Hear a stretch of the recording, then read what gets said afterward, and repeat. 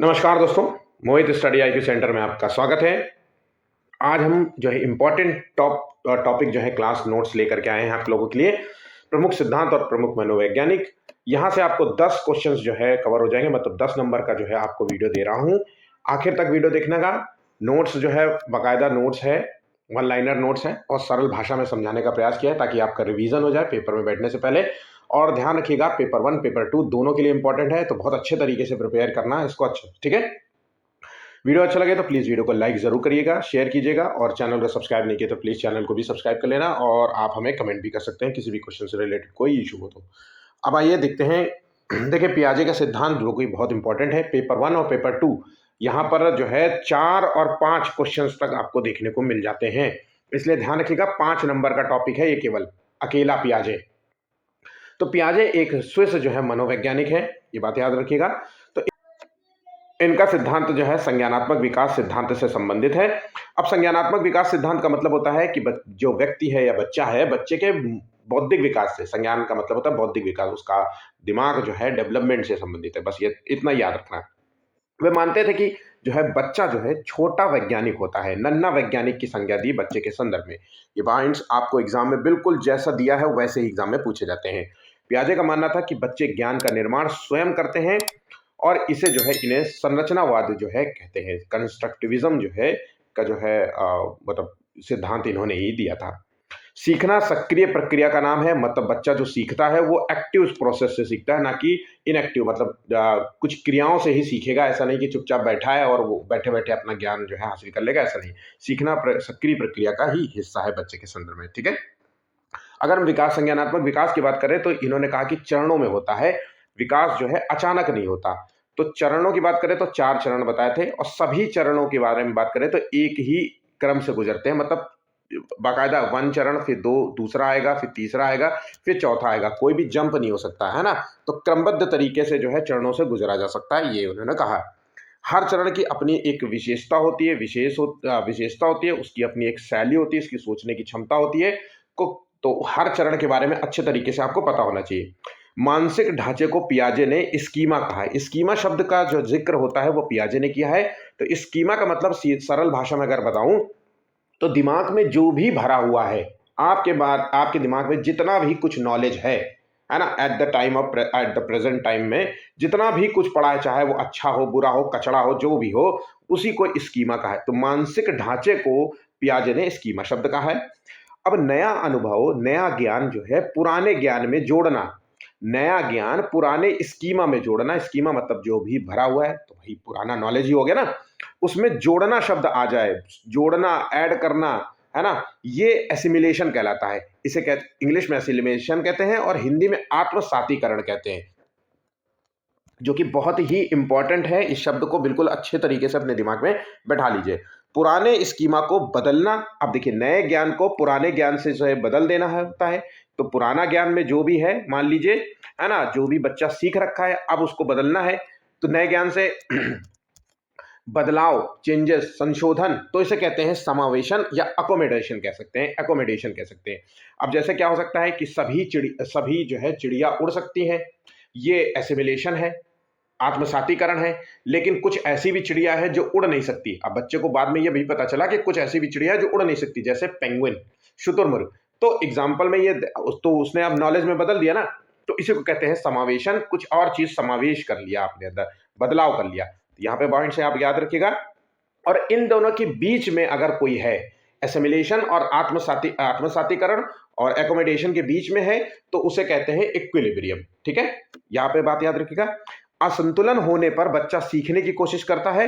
बुद्धि का विकास पर्यावरण की अंतःक्रिया के द्वारा होता है। तो एक लाइन अक्सर एग्जाम में पूछी जाती है कि जो पियाजे के अनुसार जो बुद्धि का विकास है वो किस अंतःक्रिया के द्वारा होता है, तो पर्यावरण से अंतःक्रिया के द्वारा होता है, ठीक है। इतने पॉइंट्स आपको अच्छे तरीके से याद होने चाहिए। अब 4 चरणों के बारे में बात कर लेते हैं। तो पियाजे ने विकास के 4 चरणों को बताया। संवेदी प्रेरक अवस्था, जो कि 0 से 2 वर्ष है, इसमें क्या हो, बच्चा इंद्रियों व क्रियाओं से जो है सीखता है। इंद्रियों के सेंसेस से, भाई बच्चा 0 से 2 वर्ष है, अभी बोल नहीं पाता है, 5वें 6वें 7वें 8वें 1 साल का बच्चा होगा तो अभी तो वो बोल नहीं पाएगा। तो जो भी करेगा रो करके, अंगूठा चूस करके, है ना, अजीब तरीके से रिएक्शन का, हंसी होगा तो पैर पटकेगा, बेड पे लेटा दो तो नहीं पटकते बच्चे। इस तरीके से वो इंद्रियों से जो है अपनी भावनाओं को व्यक्त करता है। इस अवस्था में जो है वस्तु स्थायित्व के गुण विकसित होते हैं। तो इस अवस्था में मतलब जो वस्तु जहां पर है उसको लगता है वो वस्तु वहीं पर ही मिलेगी, ये बात होती है। वस्तु स्थायित्व, ऑब्जेक्ट परमानेंस का जो है विकास होता है। ये बात याद रखिएगा अच्छे तरीके से। अब आ जाते हैं दूसरा चरण जो कि पूर्व संक्रियात्मक अवस्था है। ये जो चरण है 2 से 7 वर्ष का है ना। ये वर्ष भी आपको याद रखना होगा। इस वर्ष, इस मतलब अवस्था में बच्चा प्रतीकात्मक सोच का होता है, प्रतीकों के माध्यम से प्रतीकात्मक सोच का होता है। ठीक है, ये लाइन आपको अच्छे तरीके से याद होनी चाहिए। इस अवस्था में बच्चा अहम केंद्रित होता है, ईगो सेंट्रिक होता है। मतलब अहम केंद्रित का मतलब मैं का भाव ज्यादा होता है बच्चे में। मैं ये करूंगा, मुझे ये चाहिए, मैं का भाव। दूसरे ये नहीं कि तुम्हारा महत्व को समझे ना, मेरा मुझे ये चाहिए, मैं कह रहा हूं इधर आओ। इस तरीके बच्चा नहीं होता, चिड़चिड़ाता है अक्सर, जो है जिद्दीपना अपनाता है। तो ये ईगो सेंट्रिक का जो है लक्षण कहलाता है। ठीक है, इस अवस्था में बच्चा जो है संरक्षण जो है, कंजर्वेशन के जो है गुणों को नहीं समझ पाता। अब संरक्षण का मतलब यहाँ पे है कि जो बच्चा जो है वस्तु की मात्रा, उसका क्या द्रव्यमान है, उसका क्या आयतन है, इसके गुणों को नहीं समझ पाता। जैसे एक गिलास के संदर्भ में पूछें तो ये देखिए, एक लंबा गिलास है और ये एक चौड़ा गिलास है। पानी दोनों में जो है बराबर है, लेकिन बच्चे को हो सकता है कि ये लगे कि इस वाले में ज्यादा गिलास है क्योंकि ये बहुत लंबा दिख रहा है। ठीक है, तो इस गुण को वो नहीं समझ पाता है। जैसे टॉफी क्रम में लगा दो, 5 टॉफियों को एक क्रम में लगा दो और एक 5 टॉफियों को ऐसे ही गुलमुट ऐसे रख दो, तो उसको लगता है कि ये बल्क में जो रखी है ये ज्यादा टॉफियां हैं। ठीक है, या उसको लग सकता है कि ये लंबी क्रम में रखी है तो ये ज्यादा है। तो इस इस जो है इस गुण को जो है वो नहीं समझ पाता। ये बात आपको अच्छे तरीके से पता होनी चाहिए। उसके बाद बच्चा जो है केवल जो है एक ही चीजों पर ध्यान देता है, एक ही पहलू पर ध्यान देता है। इसी अवस्था की बात कर रहा हूं, तो इसे कहते हैं सेंट्रलाइजेशन कहते हैं। इस अवस्था में बच्चा केवल एक ही पहलू पर केवल ध्यान देता है। जैसे इसमें मैंने बताया कि एक ही पहलू क्या हो सकता है, या तो वो लंबाई पर ध्यान देगा, या तो उस पर चौड़ाई पे ध्यान देगा, या फिर उसको एक क्रम को ध्यान देगा, या फिर उसको इस तरीके से टॉफी को ध्यान देगा। बात यहां समझ गए। इरिवर्सिबिलिटी को नहीं समझ पाता, जैसे कि मान लो 1 2 3 और 3 2 1, इस कॉन्सेप्ट को नहीं समझ। इस सीधे से भी ऐसे 3 तक पहुंचा जा सकता है और 3 से 1 तक पहुंचा जा सकता है। इस जो है इरिवर्सिबिलिटी को नहीं समझ पाता, और उसके लिए जो भी सामने दिख रहा है वही सत्य है। बस इतना है। इतने पॉइंट्स अगर आपके दिमाग में बना रहेगा तो आपका एग्जाम में कोई भी क्वेश्चन गलत नहीं होगा। अब तीसरे चरण की बात करें तो ठोस संक्रियात्मक अवस्था कहते हैं या मूर्त संक्रियात्मक अवस्था कहते हैं। यह अवस्था 7 से 11 वर्ष की होती है। इस अवस्था में बच्चा तर्क करना शुरू कर देता है, और संरक्षण जो मैंने अभी आपको इससे पहले जिसमें गुण को नहीं प्रदर्शित कर पा रहा था, समझ नहीं पा रहा था, अब यहाँ पे ये समझने लगेगा, है ना। वर्गीकरण, चीजों को वर्गीकरण करें या श्रेणीकरण, एक क्रमबद्ध तरीकों से जो है वो रखने लग जाएगा। इस तरीके से कॉन्सेप्ट को ये समझने लग जाएगा। ठीक है, सोच अभी भी ठोस जो है वस्तुओं तक ही सीमित है। मतलब उसको केवल जो है किसी मतलब खिलौने से या कि पेन पेंसिल का इस्तेमाल करके ही जो है समझाया जा सकता है। ऐसा नहीं कि मन ही मन में उसको कॉन्सेप्ट को समझ आए, ये उसको कॉन्सेप्ट को नहीं समझ में आता। तो ठोस वस्तुओं तक ही जो है उसका जो है ये अवस्था सीमित होती है। अब आ जाते हैं अगली अवस्था जिसे कहते हैं औपचारिक संक्रियात्मक अवस्था। ये 11 वर्ष से अधिक है। यहाँ पे बच्चा अमूर्त चिंतन करने लग जाता है, अमूर्त सोच का हो जाता है। तो यहाँ पे बच्चा काल्पनिक जो है दृष्टिकोण जो है डेवलप हो जाती है, इसके अंदर काल्पनिक सोच डेवलप होती थी, परिकल्पनात्मक जो है सोच हो जाता है। इस अवस्था में जो है बच्चा जो है वैज्ञानिक तर्क करने लगता है। इस पर जो साइंटिफिक जो है रीजनिंग होती है, एबिलिटीज होती है, तो हम कह सकते हैं कि वैज्ञानिक दृष्टिकोण जो है का जो बच्चा कहाँ है, जहाँ वैज्ञानिक दृष्टिकोण का मतलब होता है क्वेश्चंस करना, तर्क करना, है ना। आपसे कोई, आपने कोई बच्चे से क्वेश्चन पूछा या बच्चे ने आपसे कोई क्वेश्चन पूछा, आपने उसका उत्तर दिया, फिर उसके बाद वो बच्चा फिर से दोबारा आपसे कोई क्वेश्चन उसी से रिलेटेड कर सकता है। यही होता है वैज्ञानिक दृष्टिकोण। ठीक है, अब देखिए इतना आपको अच्छे तरीके से पता है तो एग्जाम में गलत नहीं होगा। ये रिवीजन वीडियो है, बहुत सर से तेजी से मैं रिवीजन करा रहा हूं। अगर मेरा पूरा डीप वीडियो देखना हो, मैं बहुत तेजी से पढ़ाने की कोशिश कर रहा हूं ताकि जो है वीडियो ज्यादा लंबा ना खींचे, है ना। चाहूं तो मैं बहुत स्लो स्लो बिल्कुल धीरे धीरे पढ़ाऊं, लहर लहर करके, लेकिन ऐसा नहीं चाहता। मैं चाहता हूं कि बहुत तेजी से आप चीजों को बस सुनते जाइए। और बाकी अगर किसी को पियाजे का जो है एक बिल्कुल डीप पढ़ना है तो मैंने पियाजे को बहुत अच्छे तरीके से डिस्क्राइब किया है, वो आप मेरा वीडियो देख लीजिएगा। अब आ जाता है क्वेश्चन से रिलेटेड, जो सीधे सीधे क्वेश्चन आएंगे। देखिए पियाजे का सिद्धांत क्या है ये आपको पता होना चाहिए। इन्होंने संज्ञानात्मक विकास का सिद्धांत दिया था, इसके 4 चरण दिए थे, अच्छे तरीके से उसको याद कर लीजिएगा, ठीक है। पियाजे के जो स्कीमा शब्द है उसका मूल अर्थ क्या है, अक्सर आपसे क्वेश्चन पूछ लेगा। तो स्कीमा का मतलब होता है जो भी आपके दिमाग में भरा पड़ा है वो मानसिक मानसिक जो है ढांचा, सीधा सीधा शब्द है मानसिक ढांचा, ठीक है। याददाश्त से इसका कोई संबंध नहीं, व्यवहार से और भाषा कौशल से इसका कोई लेना देना नहीं है, ठीक है। अब आ जाते हैं, अगला क्वेश्चन है पियाजे का जो असिमिलेशन शब्द है जिसे हमने आप बताया था आत्मसातीकरण, इसका क्या मतलब है, नई जानकारी को पुरानी में जोड़ना, ठीक है। अगर नई जानकारी को पुरानी से संशोधित करना, पुरानी जानकारी जो भी आपके दिमाग में है उसमें जो है नई जानकारी से संशोधन कर देना, तो वो कहलाएगा एकोमोडेशन। याद रखना, संशोधन शब्द हो, परिवर्तन हो, पुराने स्कीमा में परिवर्तन, तो आंसर हो गया ऑप्शन सी, ठीक है। याद रखना बस, पियाजे के अनुसार विकास जो है होता है वो क्रमबद्ध चरणों में होता है, अचानक नहीं होता, धीरे धीरे नहीं होता, चरणों में होता है बाकायदा, और किसी भी क्रम को छोड़ा नहीं जा सकता। ये बात भी आप अच्छे तरीके से दिमाग में बैठा लेना। वस्तु स्थायित्व के गुण जो है विकसित होते हैं किस चरण में, तो देखिए वस्तु, ऐसे क्वेश्चन नहीं आएगा कि वस्तु स्थायित्व के गुण विकसित होते, आपसे बाकायदा पूछेगा कि पियाजे के संज्ञानात्मक अवस्था में, विकास की अवस्था में किस चरण में बच्चे के अंदर जो है वस्तु स्थायित्व के गुणों को प्रदर्शित करता है, इस तरीके से आपसे क्वेश्चन पूछेगा। यहाँ पे तो मैंने सिर्फ केवल आपके दिमाग में बैठाने के लिए कर्म शब्दों का इस्तेमाल करते हुए आपको टॉपिक दे रहा हूँ। तो वस्तु स्थायित्व के विकसित होता है, तो ये किस अवस्था में होता है, तो ये देखिए संवेदी प्रेरक अवस्था में होता है, ठीक है। यहाँ पे बच्चा जो है संवेदी प्रेरक अवस्था में बच्चा जो है सेंसेस का प्रयोग करता है, इंद्रियों के माध्यम से सीखता है, लर्निंग करता है, ठीक है। अहम केंद्रित अवस्था पाई जाती है ईगो सेंट्रिज्म, तो ये जुड़ा है यहाँ पे पूर्व संक्रियात्मक अवस्था से। ये दूसरा चरण है, सेकंड नंबर का चरण है। यहाँ पे बच्चे के अंदर मैं का भाव ज्यादा होता है, मैं बस वो अपने ही आपको ज्यादा महत्व देता है और दूसरे को महत्व नहीं। आगे मान लो आपके पास पैसा नहीं है तो लेकिन उसको चॉकलेट चाहिए तो चॉकलेट चाहिए, ऐसा समझ लीजिए, ठीक है। पियाजे के सिद्धांत को कहा जाता है, तो पियाजे के सिद्धांत को व्यवहारवाद सिद्धांत कहा जाता है, कि संरचनावाद सिद्धांत कहा जाता है, समाजवाद और मानवतावाद। तो 8वें का देखिए आंसर, ये है संरचनावाद सिद्धांत। ऑप्शन माफ कीजिएगा, ऑप्शन यहाँ पे बी इसका सही जवाब होगा। अब बच्चा पहले किस प्रकार की सोच विकसित करता है, तो देखिए बच्चे के अंदर जो पहली जो सोच होगी वो ठोस होगी, मूर्त सोच होगी, ना कि अमूर्त होगी। तो यहाँ पे आंसर हो गया ऑप्शन बी, ठीक है। अगला है, कौन सी अवस्था में बच्चा वैज्ञानिक तर्क करने लग जाता है, वैज्ञानिक जो है दृष्टिकोण डेवलप हो जाता है, इस तरीके से क्वेश्चन आए तो आपको याद रखना है औपचारिक संक्रियात्मक अवस्था 11 साल से अधिक वाला अवस्था में आ जाता है बच्चा, और औपचारिक संक्रियात्मक अवस्था ये जो है चौथा चरण है, मतलब आखिरी वाला चरण है, ठीक है।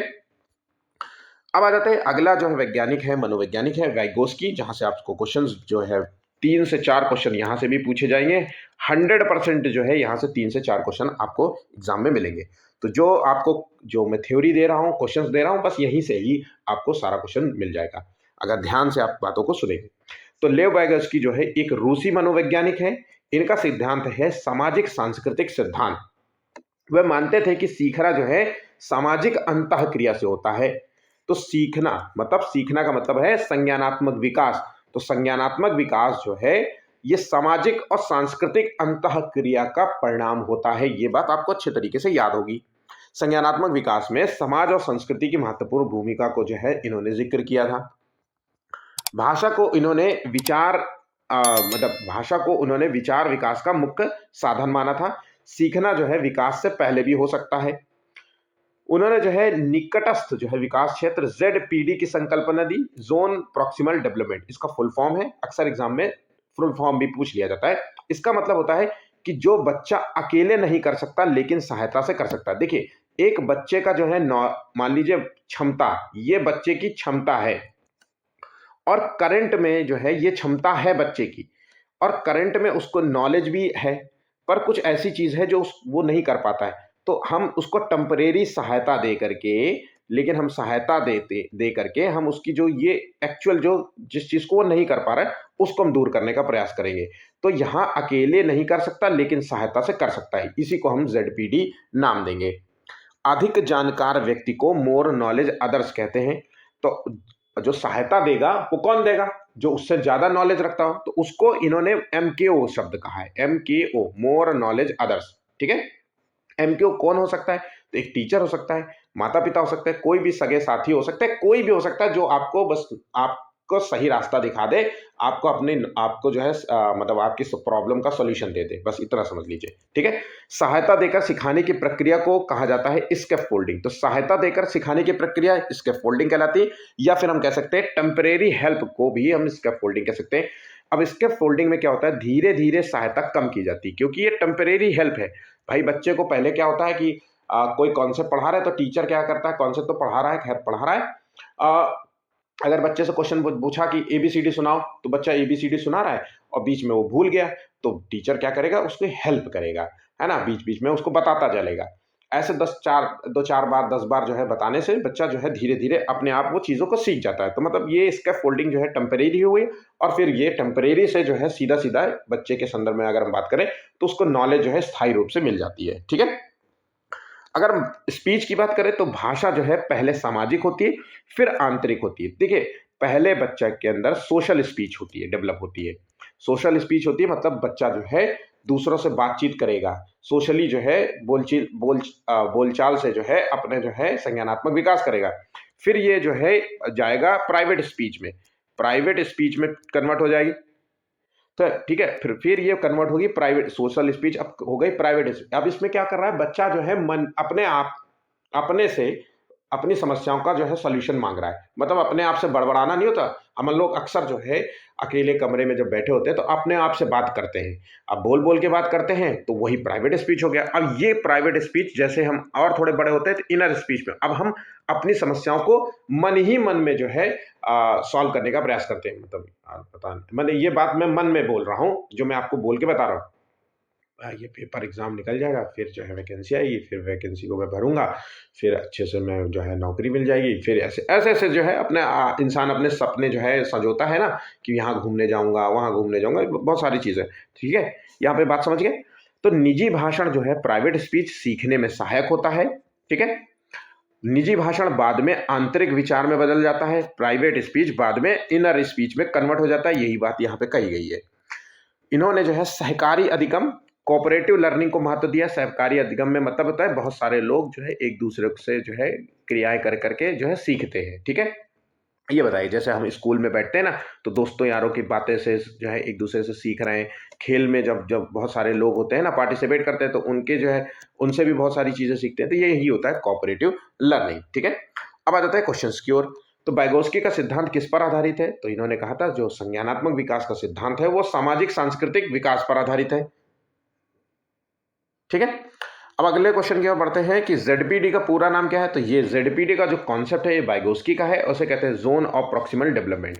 आंसर हो गया ऑप्शन बी। ठीक है, अगला क्वेश्चन है, एक शिक्षक जो है गणित सिखाते समय पहले स्वयं हल करता है। देखिए, मैथ सिखाते समय पहले स्वयं सवाल हल कर रहा है, फिर बच्चों से करवाता है, मतलब आधा हल किया हुआ क्वेश्चन की बात हो रही है। आधा क्वेश्चंस को हल कर देता है, फिर बच्चे से कहता है कि अब इसके आगे का कॉन्सेप्ट तुम सॉल्व करो। तो ये बच्चे के जो है एक तरीके से अस्थायी मदद हो गई, है ना। तो ये कंसेप्ट जो कहलाता है स्कैफोल्डिंग कहलाता है, क्योंकि यहाँ पे टेम्परेरी हेल्प कर रहा है टीचर। बात यहाँ पे समझ गए? और ये स्कैफोल्डिंग शब्द किससे जुड़ा हुआ है? तो ये जुड़ा हुआ है वाइगोत्स्की से। अच्छे तरीके से इस बातों को समझ लीजिएगा। देखिए, अपने दिमाग में बैठा लेना कि जेडपीडी क्या है, स्कैफोल्डिंग क्या है, इसका संबंध किससे है, बस यकीन मानिए इसके अलावा कुछ नहीं है भाई। जितना मैं आपको दे रहा हूं ना, वक्त रहते हुए पूरा इसको अच्छे से रिवीजन कर लो। ऐसे ऐसे करके मैं पूरा आपको सीडीपी 4 दिनों में करा डालूंगा। ठीक है, फिर आपको ये नहीं कहना पड़ेगा सर मुझे ये अभी भी पढ़ा दो। बहुत सारे बच्चे अभी भी कंफ्यूज हो, मैं बार बार कह रहा हूं, बिल्कुल परेशान मत हो। जितना भी मैंने मटेरियल अपलोड किया है, यकीनन आज से 1 महीने पहले का, मतलब 1 महीने में मैंने 30 वीडियो अपलोड किए होंगे। अब 30 वीडियो में 30 वीडियो देख लो यार, आपका पूरा का पूरा सीडीपी पूरा का पूरा सीटेड जो है कवर हो जाएगा। ठीक है, अब आ जाते हैं अगले क्वेश्चन की ओर। एक बच्चा अकेले पहेली हल नहीं कर पा रहा था, लेकिन बड़े भाई की मदद से हल कर लिया। ये किस संकल्पना को दर्शाता है? अब देखिए, अकेले हल नहीं कर पा रहा था, लेकिन उसने क्या किया, बड़े भाई मतलब मोर नॉलेज अदर्स हो गया, की मदद ली और वो चीजों को हल कर पा रहा है। तो यहाँ पे देखिए, बुद्धि लब्धि आईक्यू तो है नहीं, इसका कोई संबंध। यहाँ पे ये संबंध दर्शाता है जेडपीडी। तो अकेले के लिए मुश्किल था, लेकिन सहायता मिलने पे उसने कार्य को कर लिया। तो ZPD ये कहला रहा है। ठीक है, संरक्षण और वस्तु स्थायित्व वाला तो कॉन्सेप्ट तो है पियाजे से जुड़ा हुआ, ये बात आपको अच्छे तरीके से याद हो गया होगा। ठीक है, अगला क्वेश्चन है, कक्षा में समूह कार्य देकर के शिक्षक जो है बच्चों को एक दूसरे से सीखने का अवसर देता है। तो समूह कार्य यहाँ पे इंपॉर्टेंट है, कोऑपरेटिव लर्निंग यहाँ पे हो रहा है, तो ये विचारधारा संबंधित है सामाजिक अंतःक्रिया से। ठीक है, आंसर हो गया ऑप्शन बी। अगला क्वेश्चन है, एक बच्चा सवाल हल करते समय खुद से बुदबुदाता रहता है, पहले ये करूंगा फिर डॉट डॉट डॉट फिर ये करूंगा, ऐसे ऐसे। तो खुद से बुदबुदा रहा है तो इसका मतलब है कि ये प्राइवेट स्पीच है। ठीक है, ये प्राइवेट स्पीच है और कन्वर्ट किससे हुई है, ये सोशल स्पीच से कन्वर्ट हुई है। और प्राइवेट स्पीच अब आगे जाके कन्वर्ट किस में होगी, इनर स्पीच में कन्वर्ट हो जाएगी।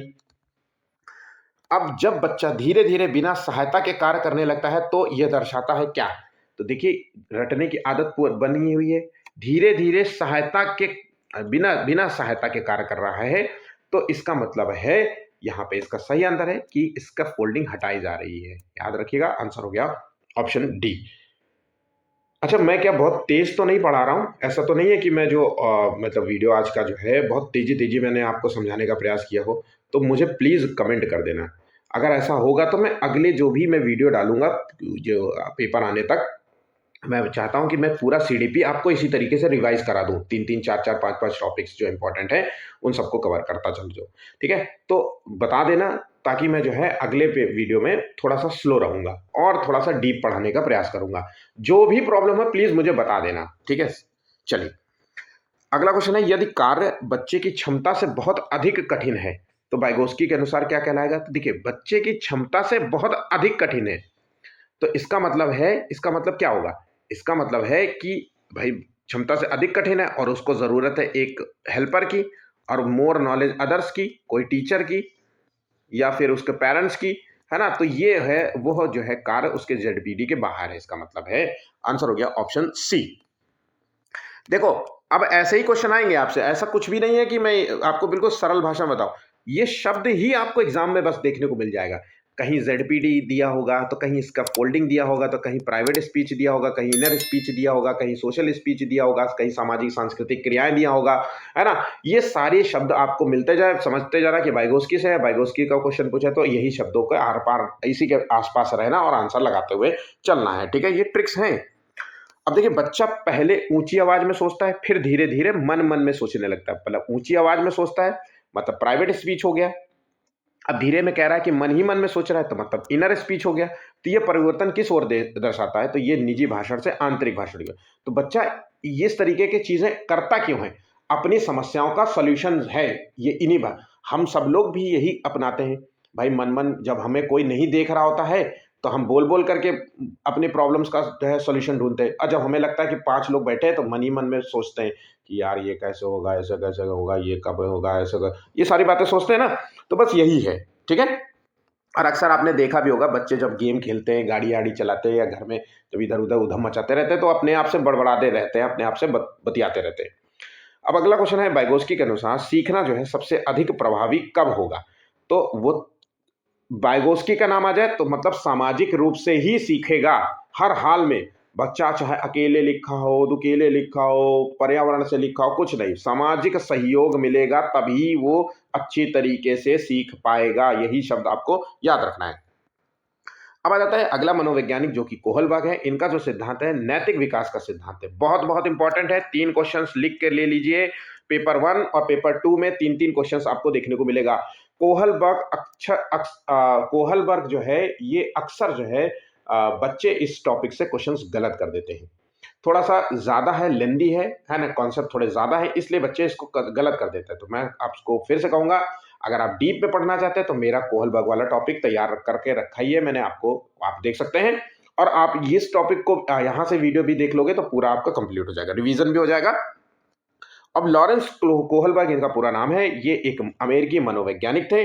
तो इनका जो सिद्धांत है वो है नैतिक विकास का सिद्धांत, मोरल डेवलपमेंट। ठीक है, यह सिद्धांत जो है पियाजे के नैतिक विकास विचारों से प्रभावित है। एक क्वेश्चन आपसे अक्सर पूछा जाएगा कि कोहलबर्ग का जो सिद्धांत है वह किस मनोवैज्ञानिक से प्रेरित है, तो आपको आंसर देना है पियाजे से प्रेरित है। ठीक है, या प्रभावित है। इन्होंने जो है नैतिक दुविधाओं के आधार पर अध्ययन किया। तो जो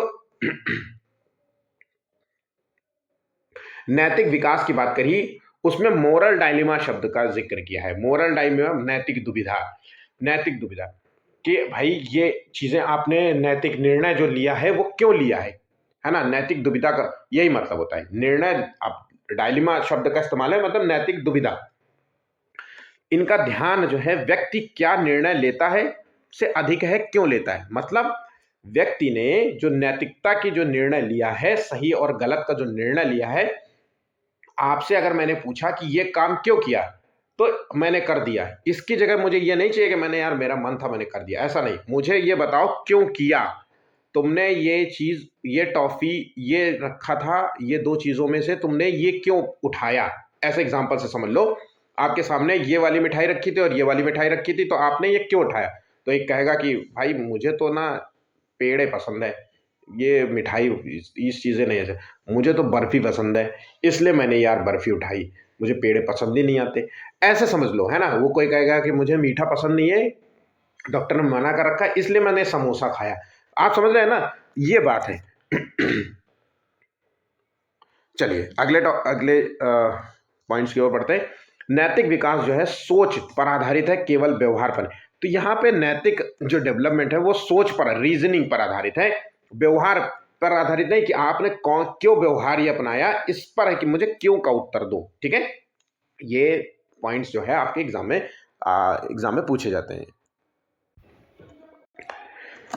कोहलबर्ग ने जो है नैतिक विकास को 3 स्तरों में बांटा था।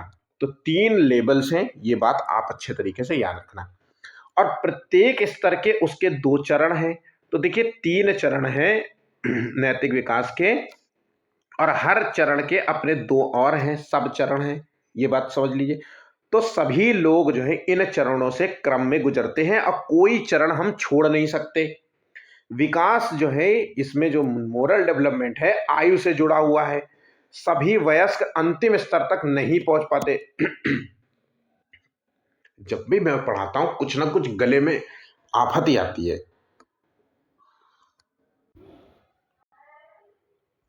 नेक्स्ट पॉइंट है प्रारंभिक स्तर पर बच्चे जो है दंड और पुरस्कार के आधार पर निर्णय लेते हैं। उच्च स्तर पर जो है व्यक्ति न्याय, अधिकार और नैतिक सिद्धांतों के आधार पर सोचता है। ठीक है, अब आ जाते हैं एक एक करके स्तरों पर बात करते हैं ताकि आपको चीजें और अच्छे तरीके से समझ आए। तो पहले स्तर की बात करें तो उसका है नाम पूर्व पारंपरिक स्तर, जिसे कहते हैं प्री कन्वेंशनल लेवल। अब ये स्तर होता है सामान्यतः बचपन में पाया जाता है। ठीक है, और नैतिक निर्णय जो है व्यक्तिगत परिणामों पर आधारित होता है। तो यहाँ पे नैतिक निर्णय व्यक्तिगत परिणाम पर आधारित होता है, या फिर हम कह सकते हैं कि इस स्तर पर इस स्तर पर बच्चे में नैतिकता होती ही नहीं है। तो किस स्तर में नैतिकता नहीं होती, इस स्तर में नैतिकता नहीं होती है। तो नैतिकता मिलेगी कहां से, तो नैतिकता इसको मिलेगी बाहर से। बाहर से मतलब होता है उसके माता पिता उसको बताएंगे कि गलत बात, ऐसे। ठीक है, अब आ जाते हैं इसके 2 चरणों की बात करें स्तर पर।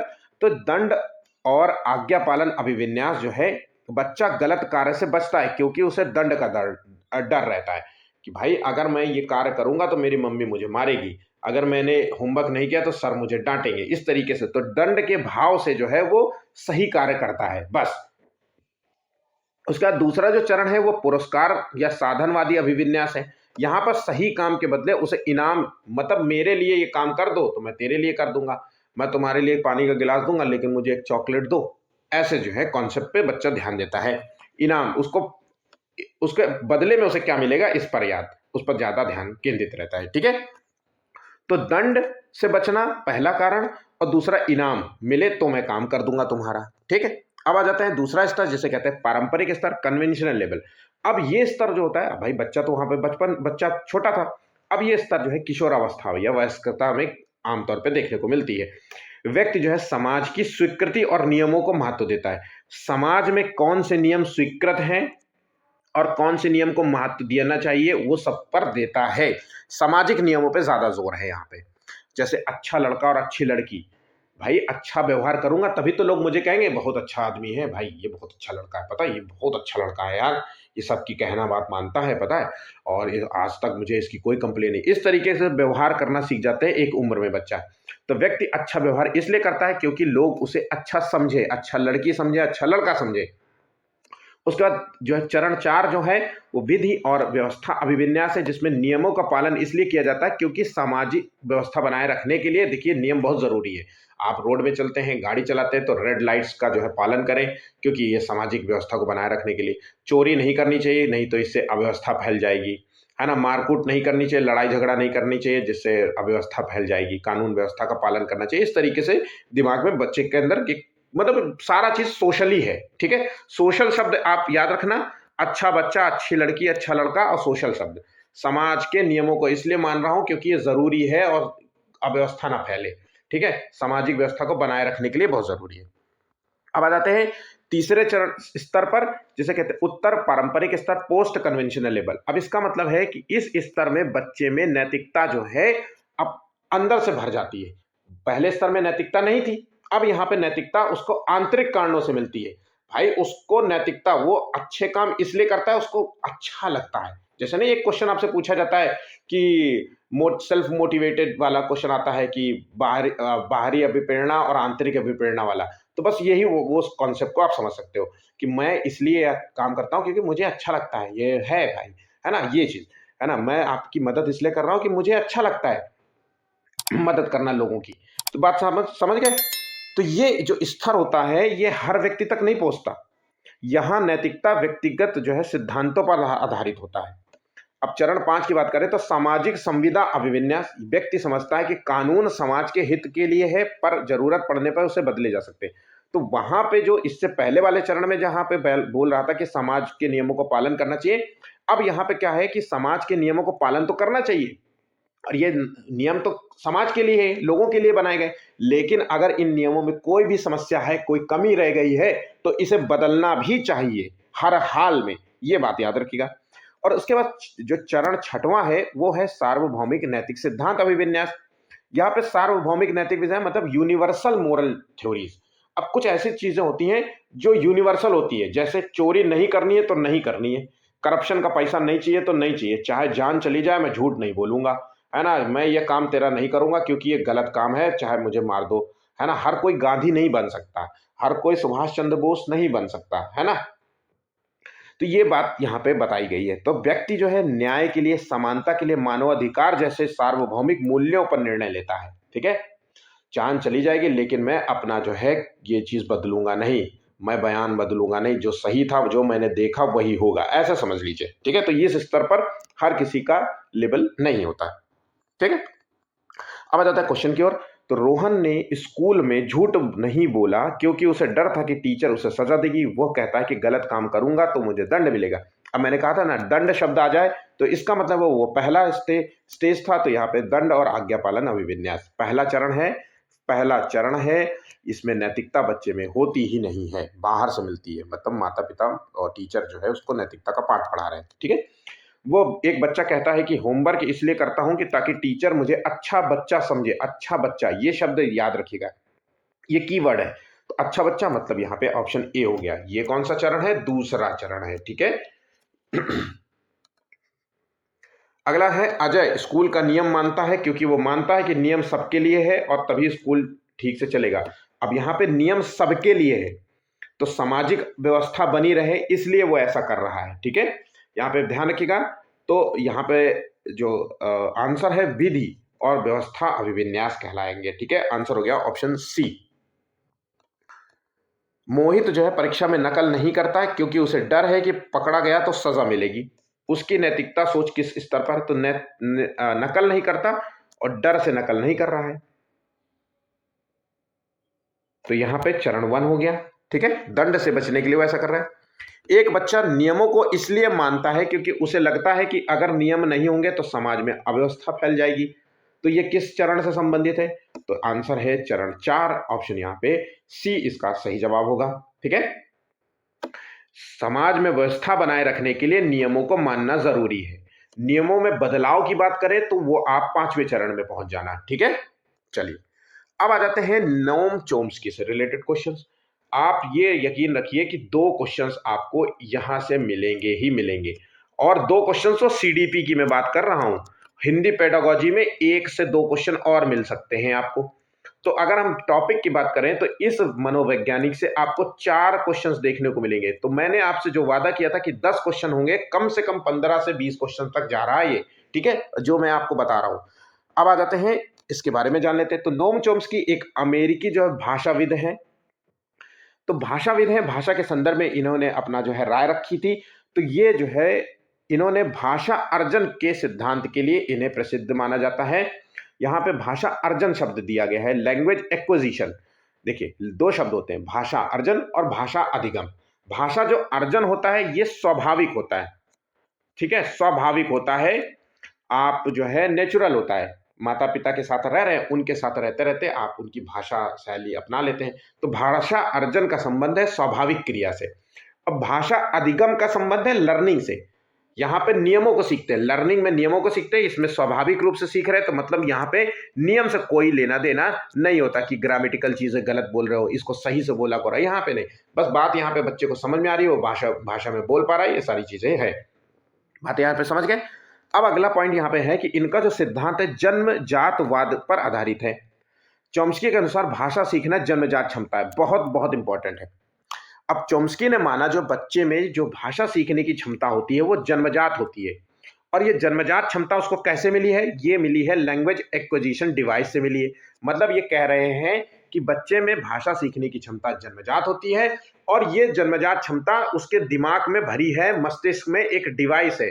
हम एक कह सकते हैं कि काल्पनिक जो है मानसिक तंत्र है, या काल्पनिक कोई डिवाइस है जो बच्चे को भाषा सीखने में मदद करता है, और इसी काल्पनिक मानसिक तंत्र का नाम दिया है लैंग्वेज एक्विजिशन डिवाइस। बात यहां पे समझ गए।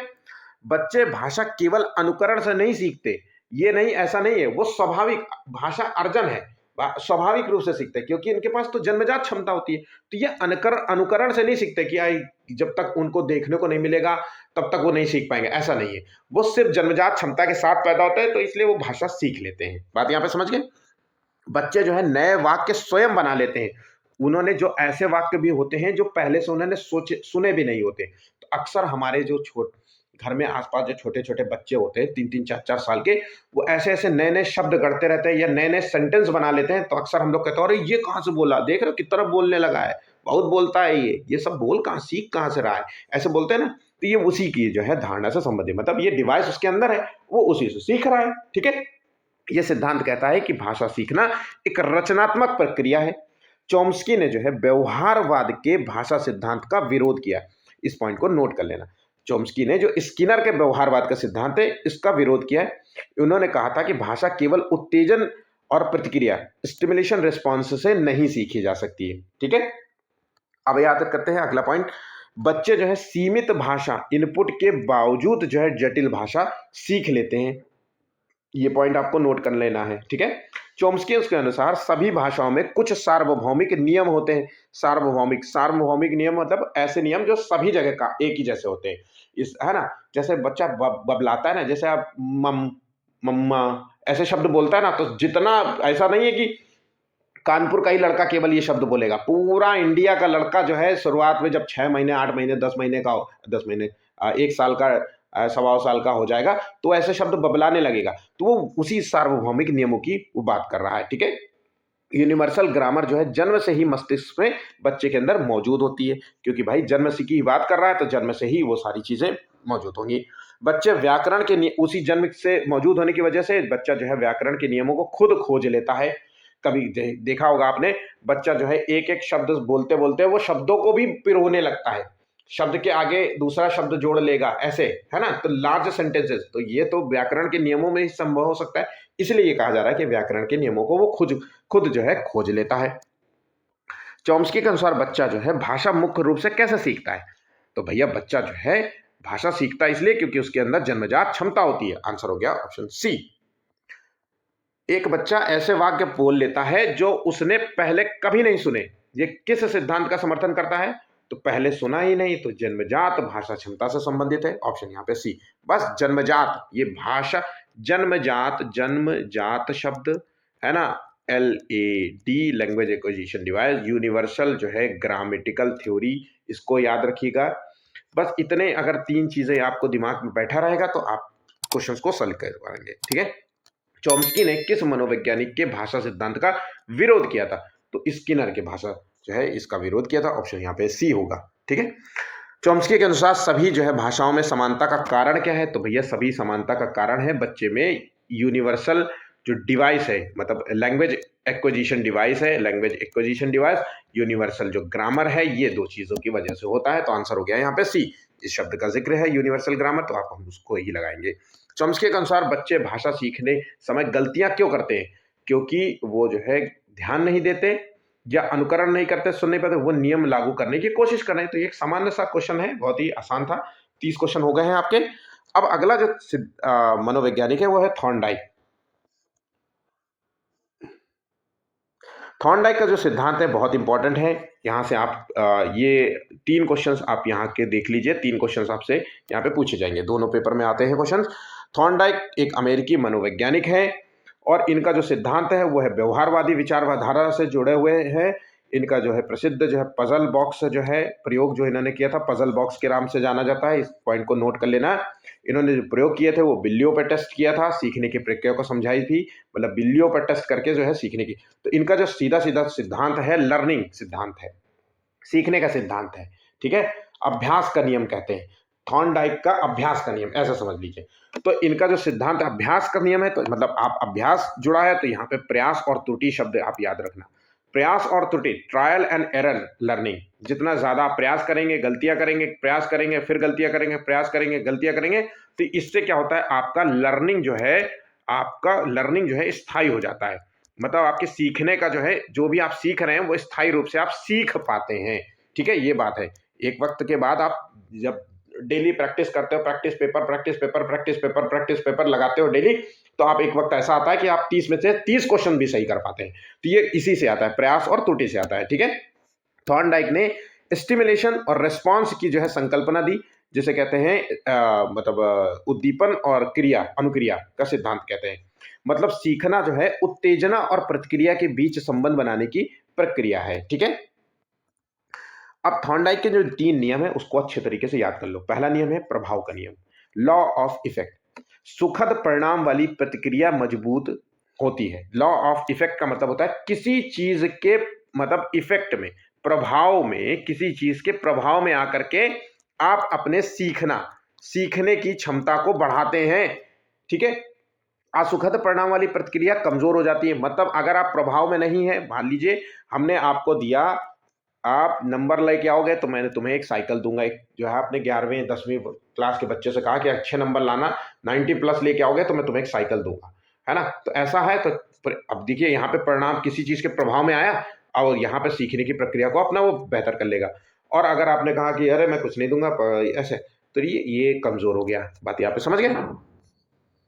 अभ्यास का नियम, तो भैया जितना ज्यादा अभ्यास करोगे आपका सीखना मजबूत होगा, बस सिंपल सा है। तत्परता का नियम, भैया तत्परता का मतलब होता है कि सीखने के लिए तैयार हो कि नहीं हो, आप उस पर तत्परता तो दिखाओ यार। कभी ऐसा नहीं होता है यार तुम पहले खुद है नहीं उस पर जो है ध्यान दे रहे हो, पहले ध्यान तो दो, मतलब उस सीखने के लिए तैयार तो हो, तभी तो सीखना आसान होगा। इंटरेस्ट तो लो, रुचि तो पैदा करो अपने अंदर, बस यहाँ। तो यहाँ पे 3 बातें थी, तीनों बातों को बस एक लाइन में समझ लिया है तो बहुत अच्छे तरीके से क्वेश्चन आपके गलत नहीं होंगे। अब क्वेश्चन देख लेते हैं। एक बच्चा साइकिल चलाना सीखते समय कई बार गिरता है लेकिन अंततः संतुलन बना लेता है, तो यह क्रिया किस प्रकार के अधिगम का उदाहरण है? अब साइकिल चलाना सीखते समय कई बार गिरता है, फिर धीरे धीरे धीरे धीरे वो सीख जाता है, तो इसका मतलब है प्रयास और त्रुटि। भाई जितना ज्यादा गिरेगा, प्रयास करेगा, तो यहाँ पे जो गलतियां करता है बच्चा, जो त्रुटि कर रहा है, ये भी एक सीखने की प्रक्रिया का हिस्सा है। ये बात याद रखिएगा। ऐसा नहीं कि इसको डांट करके रोकने की प्रयास किया जाए, ऐसा नहीं करना है, ठीक है। अब आ जाते हैं अगले क्वेश्चन की ओर। यदि किसी प्रतिक्रिया के बाद सुखद अनुभव हो तो थॉर्नडाइक के अनुसार क्या होगा? तो अगर सुखद अनुभव होगा तो प्रतिक्रिया समाप्त हो जाएगी कि प्रतिक्रिया मजबूत होगी? तो यहाँ पे जो आंसर होगा वो है प्रतिक्रिया मजबूत होगी। अगर असुखद होगा, है ना, तो प्रतिक्रिया जो है समाप्त हो जाएगी वहीं पे। अब प्रतिक्रिया सुखद अनुभव मतलब भाई आप कोई चीज आपको खाने को दी गई, वो अच्छी लगी तो आप दोबारा खाएंगे, यही समझ रहे हैं ना आप। अगर आप सीखने की बार आपने एक टेस्ट पेपर लगाया, आपने पहली बार टेस्ट पेपर लगाया, आपने मान लीजिए कोई थ्योरी पढ़ी और फिर आपने उसका क्वेश्चन सॉल्व करने की कोशिश की, उसमें 30 क्वेश्चन थे और आपने पहली बार जब पेपर लगाया तो आपने देखा कि आपने 14 या 15 क्वेश्चन आप सही कर पा रहे हैं, तो आपको सुखद लगा। आप तो उम्मीद कर रहे थे कि 5 क्वेश्चन भी नहीं सही कर पाऊंगा थ्योरी पढ़ने के बाद, क्योंकि मुझे बड़ी हार्ड लगती है थ्योरी। फिर आपने एक बार थ्योरी पढ़ ली, फिर आपने क्वेश्चन लगाया तो आपने कहा 15, तो आपने फिर से ट्रायल एंड एरर वाला कॉन्सेप्ट अपनाया, मतलब ज़्यादा से ज़्यादा अभ्यास किया, तो आप धीरे धीरे धीरे 20 क्वेश्चन पे पहुंच गए, फिर 25 क्वेश्चन पे पहुंच गए, फिर 30 क्वेश्चन भी पहुंच गए, मतलब 30 में से 30 क्वेश्चन को समझने लग गए। ठीक है, तो ये चीज़ यहाँ पे समझाई जा रही है। Practice makes a man perfect, ये किस नियम से संबंधित है? अब देखिए, practice makes a man perfect मतलब अभ्यास का नियम से संबंधित। जितना ज्यादा अभ्यास उतना ही ज्यादा व्यक्ति जो है परफेक्ट होता जाएगा किसी चीज में, है ना? यहाँ पे बात समझ गए? बच्चा जो है पढ़ने के लिए तैयार है, इसलिए वो जल्दी सीख लेता है। अब यहाँ पे बच्चा तैयार है मतलब रेडीनेस, तत्परता दिखा रहा है, तो ये तत्परता से संबंधित है। ठीक है, माफ करना भाई। अगला क्वेश्चन है, थॉर्नडाइक के प्रयोग में किस जानवर का प्रयोग किया गया है? तो थॉर्नडाइक ने जो है किस जानवर का प्रयोग किया है जिस पर टेस्ट किया था? तो सही आंसर है ऑप्शन डी। ठीक है, अगला क्वेश्चन है, अब देखिए अगला मनोवैज्ञानिक है स्किनर। अब स्किनर का जो सिद्धांत है ऑपरेंट कंडीशनिंग का सिद्धांत है। इस सिद्धांत को हम क्रिया प्रसूत सिद्धांत भी कहते हैं। तो क्रिया प्रसूत सिद्धांत अगर पूछ ले तो स्किनर आंसर लगा लेना। ठीक है, आपको यदा कदा आपको एक क्वेश्चन आपको यहां से देखने को मिल जाएगा। ठीक है, एक क्वेश्चन आपको यहां से पूछा जाएगा, ज्यादा इंपॉर्टेंट नहीं है लेकिन फिर भी एक क्वेश्चन जो है बिल्कुल सरल भाषा में समझ लेते हैं। तो व्यवहार जो है यहाँ पे पर्यावरण पर क्रिया करता है और उसके परिणाम से सीखता है। अब वो व्यवहार क्या होता है? तो वो व्यवहार जो जुड़ा हुआ है स्किनर में परिणाम, मतलब यहाँ पे जो व्यवहार है वो परिणाम से प्रभावित होता है। ठीक है, तो यहाँ पे पुनर्वलन जो रीइंफोर्समेंट शब्द इस्तेमाल किया है, ये किसी व्यवहार को बढ़ाता है। चूहे पर स्किनर बॉक्स का प्रयोग, मतलब यहाँ इन्होंने जो टेस्ट किया था वो चूहे पर किया था, इसको जो है स्किनर बॉक्स के नाम से प्रयोग किया गया था, ये बात याद रखिएगा। स्किनर बॉक्स का प्रयोग किया गया था जिसमें चूहा होता है, उसमें लीवर लगा होता है, फिर चूहा एक दिन अचानक उस लीवर को दबा देता है, फिर उसे भोजन मिल जाता है। ये क्रिया बार बार दोहराने से जो है उसकी पुनर्वलन क्रिया होती रहती है, यही रीइंफोर्समेंट क्रिया होते हैं, और यही उस व्यक्ति के व्यवहार को बढ़ाता है। मतलब एक दिन वो समझ जाएगा कि जब तक लीवर नहीं दबाऊंगा तब तक खाना नहीं मिलेगा। ठीक है, व्यवहार के बाद मिलने वाला परिणाम महत्वपूर्ण है। अब भाई चूहे को लीवर दबाया, लीवर के बाद उसको भोजन मिला, तो ये पॉजिटिव रीइंफोर्समेंट हो गया। फिर वो धीरे धीरे ये चीज़ करने लगेगा। अगर लीवर के बाद जो है मान लीजिए पानी गिर जाता और चूहा मर जाए तो वो निगेटिव रीइंफोर्समेंट हो गया उससे जो है। ठीक है, दंड जो है व्यवहार घटाता है, तो कोई भी चीज़ ऐसी होगी जिससे उसको चोट पहुंचे, दर्द हो, दंड मिले, है ना, तो वो उसके व्यवहार को कम करेगा, मतलब वो चीज़ करेगा ही नहीं। तो बच्चा जब अच्छा काम करता है तो उसे स्टार या इनाम मिलता है। ठीक है, तो ये कॉन्सेप्ट जो है समझाया स्किनर ने। ठीक है, और फिर अगर जब आप अच्छा काम किया, इनाम दिया, तो उसे कहते हैं पॉजिटिव री, बच्चा अब इस कार्य को फिर से दोबारा करेगा, वो अच्छा कार्य करने की कोशिश करे। तो पॉजिटिव इन्फोर्समेंट, धनात्मक पुनर्बलन, ऋणात्मक पुनर्बलन, ये शब्द जिक्र हो जाए तो आप जो है स्किनर आंसर लगा देना। ठीक है, यदि एक शिक्षक सही उत्तर देने पर बच्चों को स्टार देता है या टॉफी देता है जिससे वे और मेहनत करने लगते हैं, तो ये संबंधित है स्किनर से। ये पॉजिटिव री से संबंधित है, पॉजिटिव जो है पुनर्वलन से संबंधित है, पुनर्वलन से संबंधित है, ये बात याद रखना।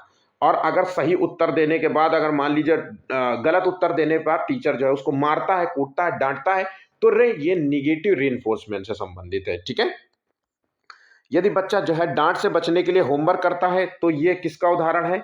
तो ये भी जो है स्किनर से, इस स्किनर का उदाहरण भी माना जाएगा। ठीक है, निम्नलिखित में से कौन सा व्यवहार अनैच्छिक है और पावलाव से संबंधित? देखिए पावलाव और यहाँ पे दूसरा मनोवैज्ञानिक है पावलाव, जिनका जो सिद्धांत है क्लासिकल कंडीशनिंग का सिद्धांत। ध्यान रखिएगा, क्लासिकल कंडीशनिंग का सिद्धांत, या दूसरे शब्दों में कहें शास्त्रीय, क्लासिकल का मतलब शास्त्रीय अनुबंधन सिद्धांत, है ना। ये जो सिद्धांत है ये व्यवहारवाद का मूलभूत सिद्धांत माना जाता है। ठीक है, तो इसमें जो है सीखना जो है उद्दीपन और अनुक्रिया के बीच में जो है मतलब एस और आर के बीच जो है संबंध स्थापित करने के लिए कहता है। ठीक है, तो अगर मैं और बात इसमें बताऊं तो इसमें इस थ्योरी को मैंने लिख के नहीं दिया क्या? चलिए अच्छा, एक क्वेश्चन को ही समझा देता हूं। देखिए, तो यहाँ पे मैंने यहाँ पे क्लासिकल और ये सब बातें बता दी। तो प्रबलन, यहाँ पर जो है प्रबलन की जो है आवश्यकता नहीं होती है। पॉजिटिव और निगेटिव जो है इन्फोर्समेंट की जरूरत नहीं होती है। व्यवहारवाद यहाँ पे अनैच्छिक होता है, और स्किनर में व्यवहार जो होता है ऐच्छिक होता है ना? ये बात याद रखना। यहाँ पे अनैच्छिक होता है, मतलब एस और आर, एस जो आर है स्टिमुलेशन और रिस्पॉन्स, ये जो है स्थापित संबंध दोनों के बीच में होता है। जैसे तेज आवाज से आप एकदम से डर जाते हैं ना, तो ये एक दूसरे से कंट्रोल में तो नहीं है, ये अनैच्छिक है ना। अब रिस्पॉन्स जो आपने तेज आवाज की वजह से जो आपने रिस्पॉन्स दिया वो अनैच्छिक है। ये स्वाभाविक थोड़ी ना है कि ये होगा ही होगा, मतलब, लेकिन आपके कंट्रोल में नहीं है। खाना देख करके जो लार आ जाती है ये आपके कंट्रोल में नहीं है, ये अनैच्छिक है। तो बस यहाँ पे शब्द बस याद रखना, अनैच्छिक शब्द याद रहे, है ना? और ऐसी क्रिया जो आपके कंट्रोल में ना हो, ठीक है? तो जैसे तेज आवाज पर चौंक जाना, तो ये बात बिल्कुल सही है, ये अनैच्छिक क्रिया। इनाम पाने के लिए पढ़ाई करना, तो ये ऐच्छिक क्रिया है। साइकिल चलाना सीखना ऐच्छिक क्रिया है। गणित का अभ्यास करना ऐच्छिक क्रिया है। या खाना देखते ही लार आ जाना, मिठाई देखते ही लार आ जाना, इस तरीके से, है ना?